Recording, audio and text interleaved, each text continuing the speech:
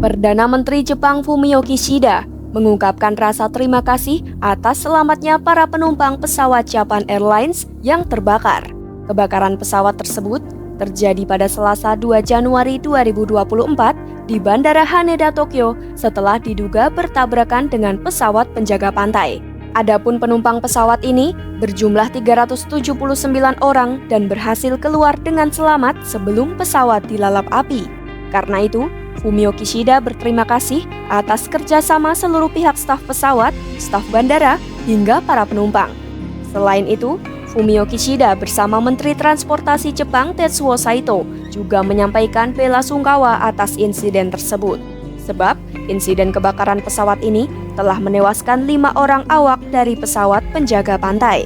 Hal ini diungkapkan olehnya pada Selasa 2 Januari 2024 di Tokyo, Jepang. 日航の職員の方々、また空港の職員の皆さん、また乗客の皆さんの冷静な対応によって、日航機の乗員・乗客379名は全員脱出できたということであり、このことについては感謝を申し上げます。この方々は被災地、被災者のために高い使命感、責任感を持って職に当たっておられた職員であり、大変残念なことであり、その使命感に敬意と感謝を表しながら哀悼の誠を捧げる次第です。Sebelumnya, pesawat Japan Airlines dengan nomor penerbangan 516 ini berangkat dari Bandara Shinchitose di Pulau Utara Hokkaido menuju Bandara Haneda, Tokyo.